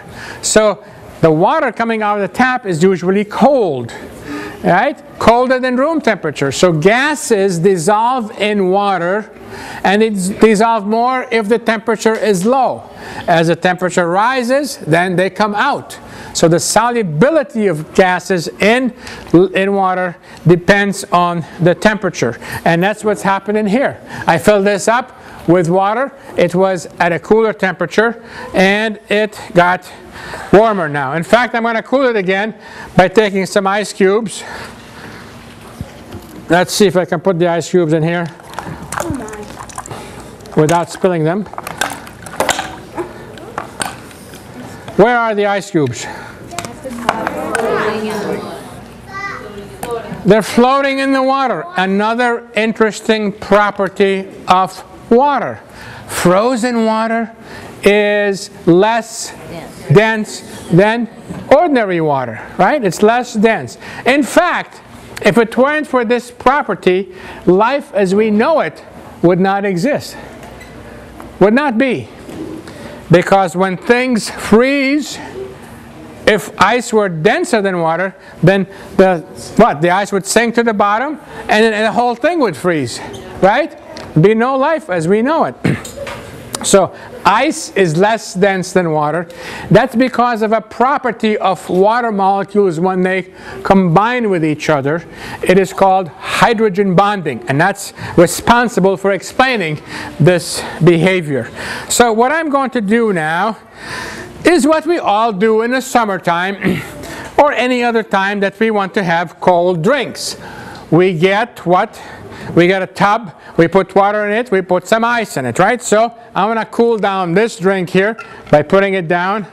And what happens to it? It sinks. The can sinks. And then I'm going to take this other can, because some people like this compared to the other one. And I'm going to put this one in. What happened to the... Do you see what I see? What? What do you see? Tell me what you see. What's floating? The can. The ice is floating? No, the can. The beaker is floating? The what is floating? The can that is labeled diet is floating compared to the one that is just the ordinary Coca-Cola. Right? So I try to push it down. Go down. It's not a very obedient can, right? No. Why does it float? Why does the can that has... what's the difference between the two cans? I know the color and the label is different. What are the differences on the inside of the can? Sweetener. Which one has sugar in it? The regular one. And the irregular one, oh, I mean not the irregular, the other one is what? It also tastes sweet, right? But it has no sugar in it. The one that's at the bottom of the beaker has 39 grams of sugar in it. That's a lot of carbohydrates. That's not good for somebody like me who's trying to get rid of this stuff here, right? I have to burn it off. That's a combustion reaction goes on inside the body. It's not like the other ones that we saw here, but it's similar in terms of burning off the undesirable fat here. And this one is also sweet, but does not have sugar in it. It has a tiny amount of sweetener, artificial sweetener, and that tiny amount gives the same sweetness as 39 grams of sugar. And so, which one has less density? The one with the artificial sweetener or the one with the sugar sweetener? If you go to my website, as I invited you to go earlier, scifun.org, you will see a list of home experiments you can do at home, including this one and other ones that you try to do so you can learn a bit more science and also think about what it is that you're saying. So here's the root beer. Do you think this is going to sink or float? How do we find out? We just stop talking and do the experiment, right? So we put it in, and what happened to the water? It overflowed, right? It overflowed. Why did it overflow? There's not enough room. Because not enough room. The water was displaced by the can that I put in there. You know these beautiful boats that you have in Sturgeon Bay here all around the peninsula? Is their density less or more than the density of water? Are they floating or are they sinking? Okay? They're made, some of them are made of wood, but others are made of metal. If I drop this in the water, what's going to happen to it? So there's more to it than just density. It has to do with something called buoyancy, right? Buoyancy. So we always have to be thinking about what we're saying and try to come up with explanations that make sense. All right, so I'm now going to do another experiment. Is it okay to do another experiment? Yeah. Okay, you like this, so I'm glad you like that. So I'm going to take, what is this? A balloon. What color is it? Red. Do I have to ask you all the questions myself? No, you can make all these observations and learn how to share them with others. Okay, here we go.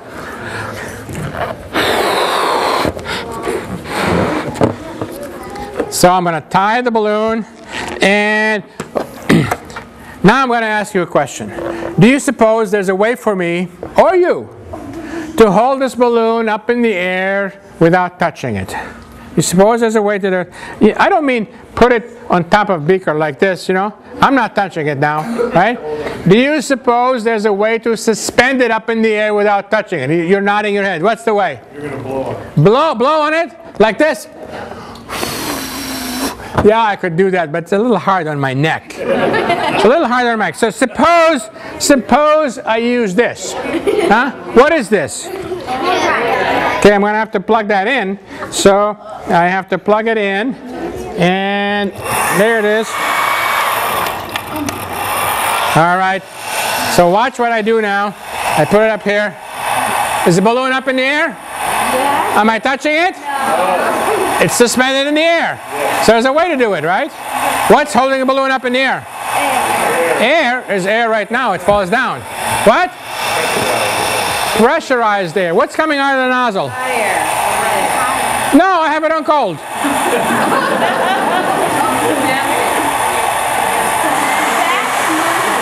You think you can do this at home? Yeah. Watch what I do here. Watch. I turn the angle a little bit like this. Look at that.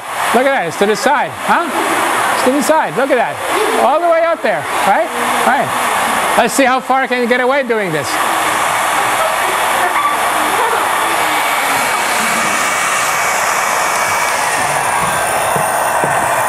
What was holding the balloon up in the air? Air. What was coming out of the nozzle?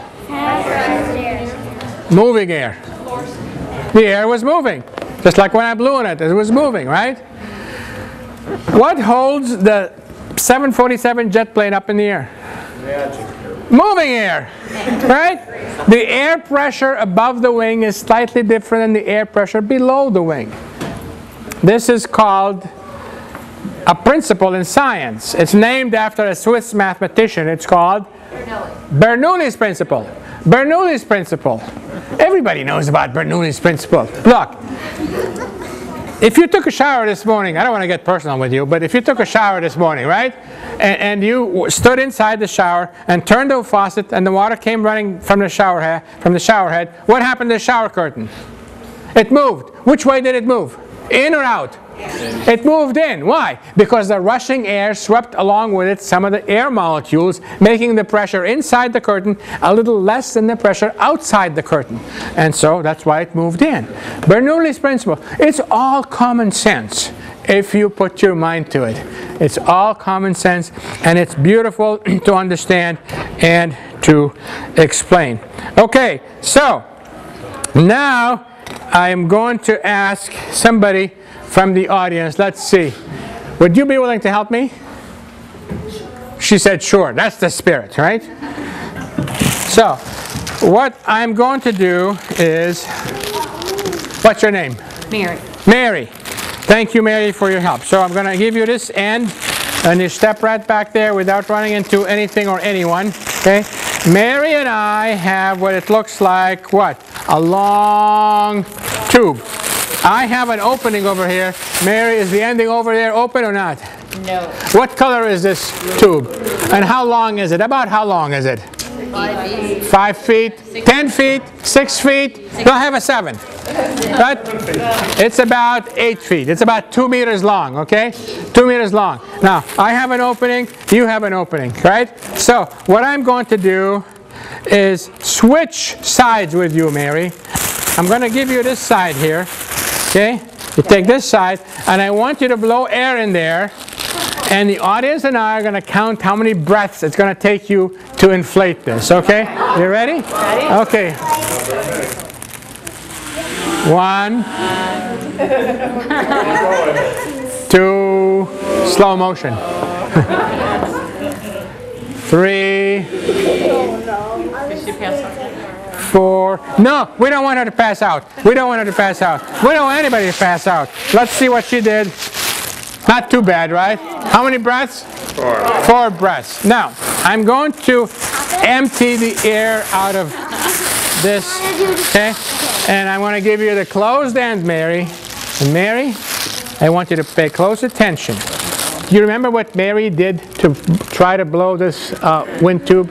She blew into it the same way you and I would blow into a paper bag. That's what she did, right? Now, Mary, you watch very carefully what I do. I'm going to open this up. You hold it up about a little higher for me. I'm going to open this up, and I'm going to fill it up with one breath. You think I could do that? Yeah. Yes? Yes? Yes. You're either saying yes, some of you are saying no, some are saying yes. You're either saying yes because you've seen it done before, or because you have confidence in me doing it, right? Yeah, right. It's like that trust we talked about before. All right, so here we go. Watch this, Mary, and everyone else. Let go, Mary. Look at that. See? Now, do you think I have that much air in my lungs? No. Huh? Do you think I have more air in my lungs than Mary does? No way. Mary, did you see what I did? I blew one breath right down the middle. I'm going to empty this and ask you, Mary, would you like to try it again? That's the spirit, see? That's the spirit. So here we go, Mary. All right, so one long breath right down the middle, Mary. One long breath. I was hoping that I could go home and tell my husband that I'm not full of hot air. So he always tells me. Let's find out. Close it up.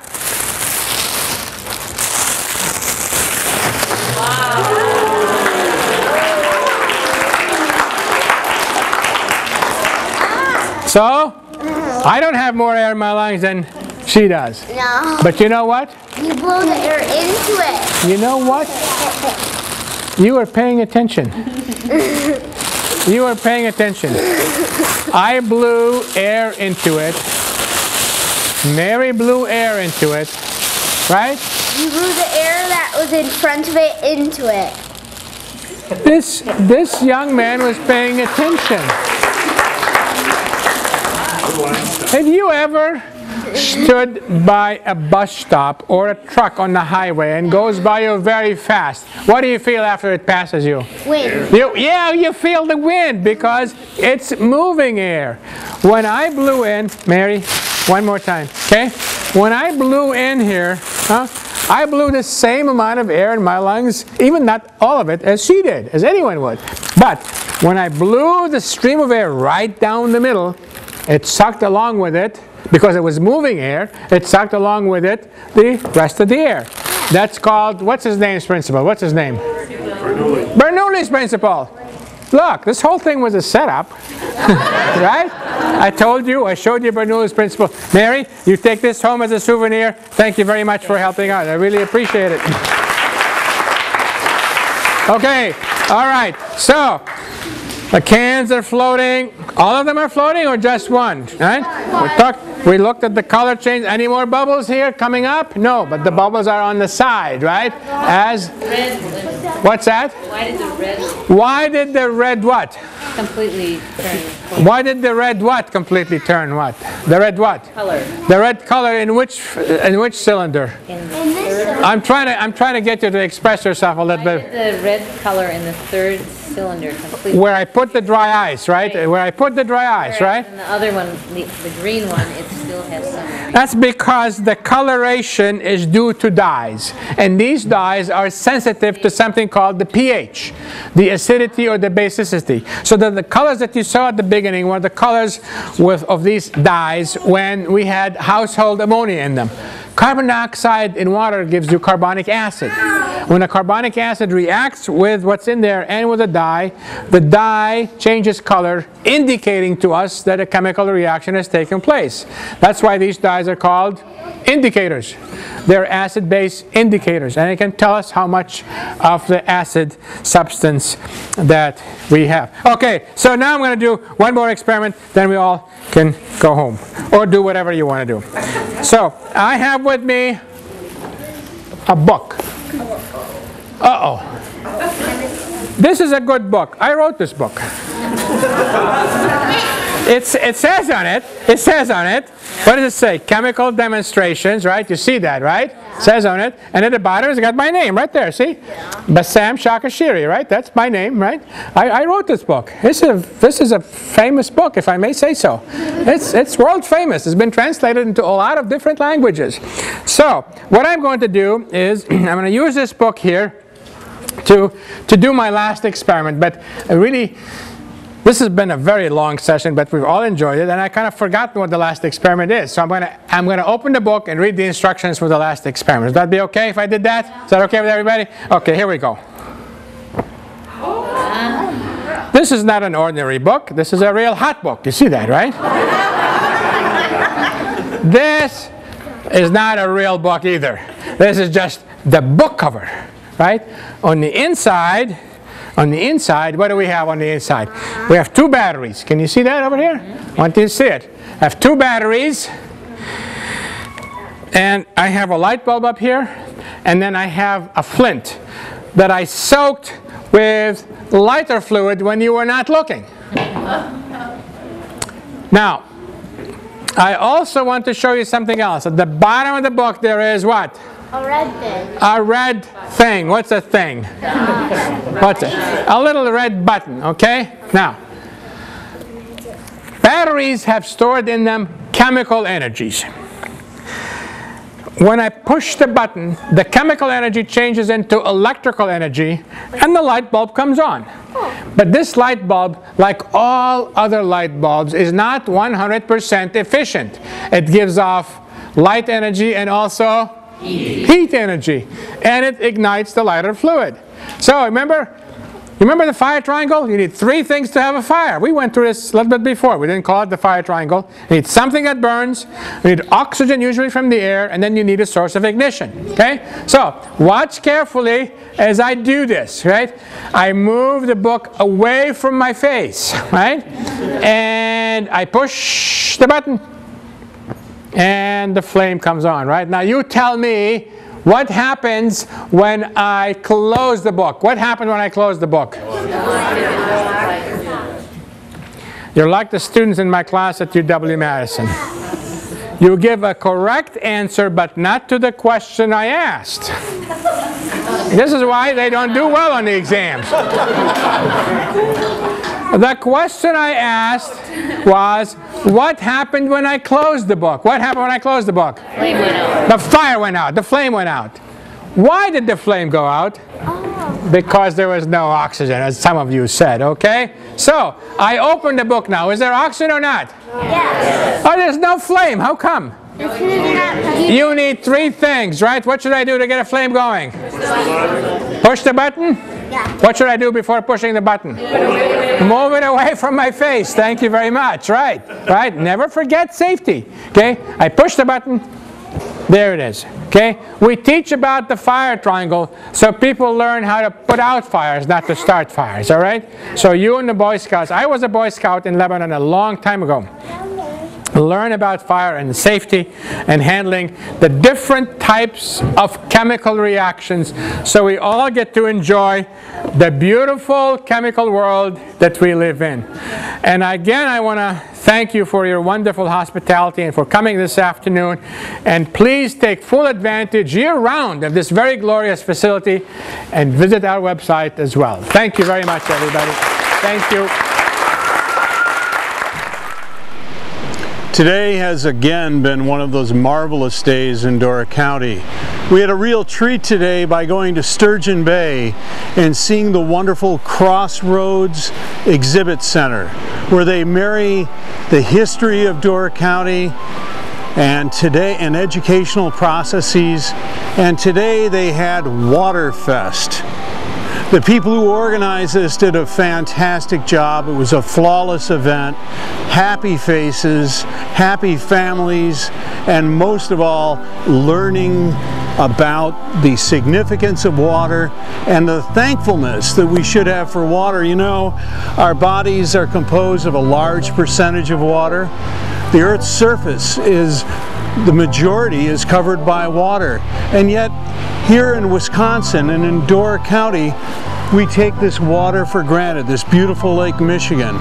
Today we talked to firefighters who gave us and shared with us the significance of using water to quench and to put out blazes and to deter property damage and to help people from becoming injured. We talked to conservationists. We talked to people who are using water and natural organic practices to raise beautiful vegetables, which are sharing with Save the People here in Door County. Door County, one of these rare places on earth that's basically surrounded by water. We then capped the day by seeing a professor from UW-Madison, a chemist, share his expertise on water and the significance of hydrogen and oxygen and interaction of those two things to give us fantastic results. He was educational, amusing, and motivating, actually. We're thankful for the existence of Crossroads. We're thankful for programs like this. I hope all the viewers are able to share in some of those educational programs. And to sort of cap the day, what could be better than to enjoy some of the bountiful resource that we have here in Door County. To all of you, this is Dennis Connolly, your Den at the Door, with producer and audiovisual man Laddie Chapman, here on the shores of beautiful Lake Michigan. To you.